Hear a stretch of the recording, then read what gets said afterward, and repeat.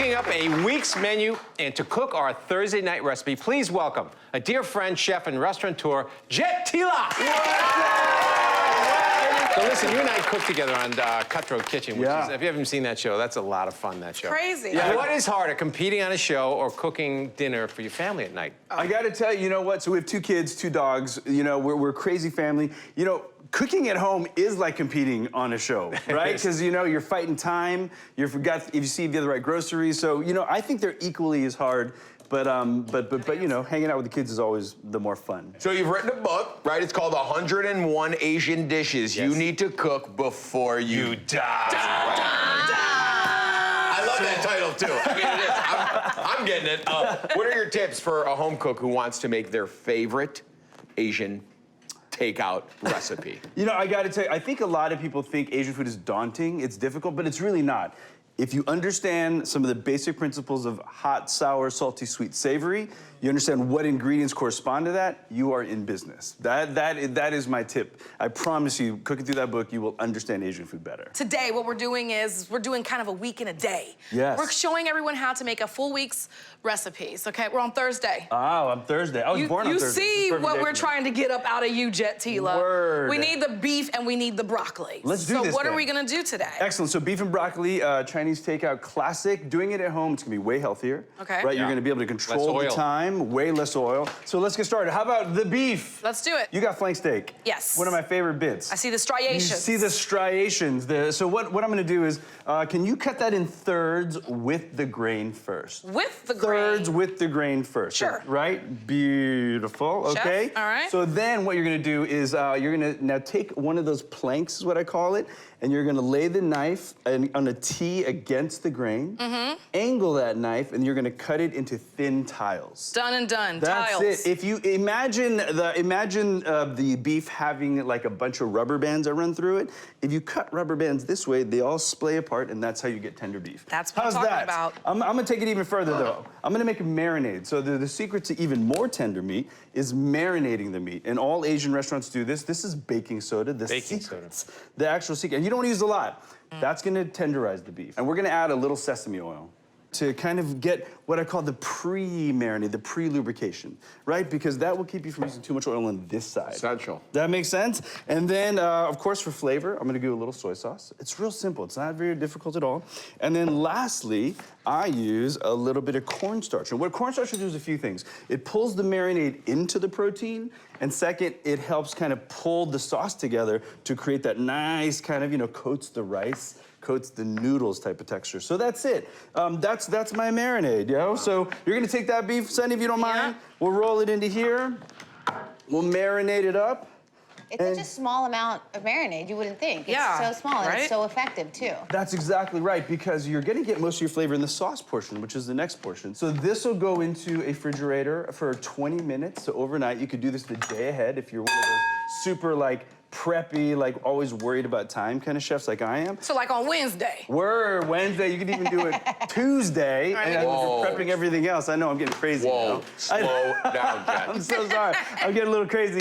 So, you know, as you do that, that's it. That is your marinated meat. We'll put that over there. And I'm gonna make the sauce really, really quick. Okay. Yep. Wash my hands. So you wash your hands. Sauce real simple. Remember, what are the 5 flavors? Hot, sour, salty, sweet, savory. That's right. There's one sauce that is 3 or 4 of those flavors. Oyster. That is my secret. Everyone's got soy sauce at home, yo. Keep it, use it. It's good for a lot of things. But oyster is the king of the Chinese kitchen because it's got savoriness, it's got sweetness, it's got saltiness. It is like the sauce. And you can thin it out with a little beef or chicken stock. And then to add acid, little rice wine. Like, why not? I love that there's the actual science behind your explanation. It's like science, it's like dance, it's like anything you love to do, the more you cook Asian food and the more you get into these ingredients, just the better you get at it. So that's it, that's the sauce, that's the marinade. Wow. That was easy. Yo, all right, cool. Should we start cooking? Let's do it. Let's do this. All right, so I've got a wok here. I don't think you need a wok, right? I think you need a skillet, a heavy bottom skillet, any cast kind of iron work or cast no? iron is brilliant, right? Enamelized cast iron. I think even nonstick. more brilliant, right?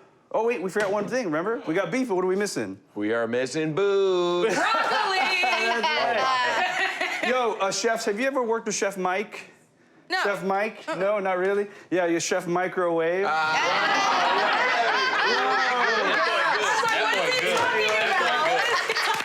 I'm sorry.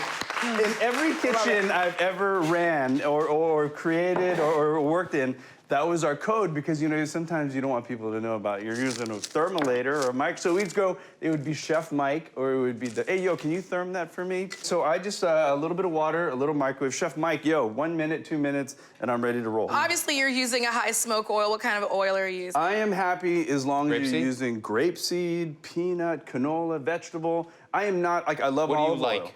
I like grapeseed oil. Yeah. I really do. I think it's Neutral. a phenomenon. Super neutral, super high temperature. So all I want you to do is use an oil that gets to the smoke point and gets really hot. We see it. First sign of ready to cook is this little smoke. That's the perfect sign right there. That's all I'm looking for.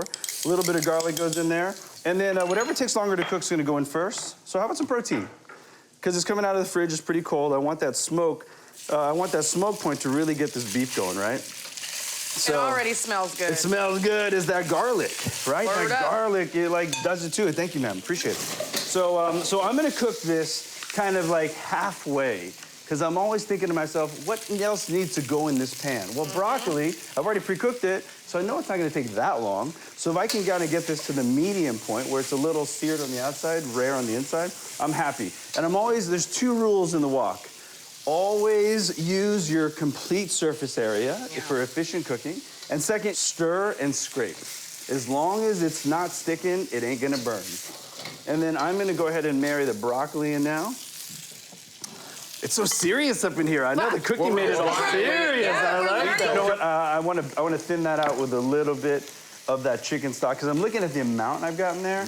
And I like to cold mix my sauce, meaning if you add the cornstarch now, you don't have to worry about putting the slurry in later. Since you've got liquid in here already, and it's cold, the cornstarch is gonna make a slurry right in there. So I'm ready to go with my sauce.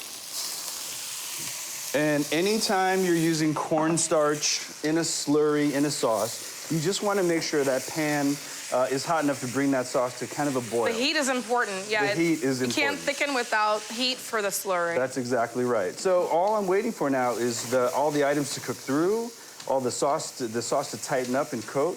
So look, you know, I'm done. So my favorite accompaniment to beef and broccoli is going to be jasmine rice. I just want to make sure all the beef is kind of browned through, and I'm going to go ahead and kind of make look at that. Isn't it That's the deceptively thing, simple? I mean, Dude. it is. I'm a little. I'm surprised. You know what I mean? Why am I paying $7.99 for Yeah, this? They man. make it Look at home. that. Thank you very much. Thank you.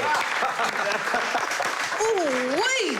I gotta tell you, I mean, once you understand the fundamentals of saucing and flavoring, Asian food's super simple. And I mean, like, I can't emphasize enough that it's fast, it's easy, and doing it at home, you're gonna cut the calories down by more than 60–70%. Yeah, you hardly put any oil in it. You Basically notice put that? 3 tablespoons of oil for the whole, and you're serving like 8 people? That's exactly right. And you know what? If I'm only cooking maybe just for my wife and I, if the kids are out, we have a little kind of date night Chinese takeout at home. Nice. I'll actually use a little pan spray. So They there you now go. have high temperature pan spray. Oh, do I've they seen it. really? Yeah, it's for the grill, but you can use it inside if you're going That's super for crazy Chef, heat, you know? Should I bring this to you? Sure, I'll there take you the big go, bowl. madam. There it is. So that's it. Chinese takeout. I've got a bunch of these recipes that are that easy. Number 1, before you die. That's the joke. Don't cook all 101 because obviously by the title.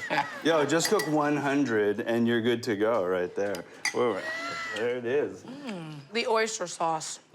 This is the flavor bomb of the day. It's like a scent in my mouth. I can't explain it, but it's so delicious in this sauce. It's not too salty. No. It's perfect. If you want to master a restaurant dish, give this a try. Jet's new book is out, 101 Asian dishes you have to try before you die, and this is in it. Jet, thank you so much for being here. Thanks for having We me had a back. great time. I'm home with my family. Thank you very much. I love you guys.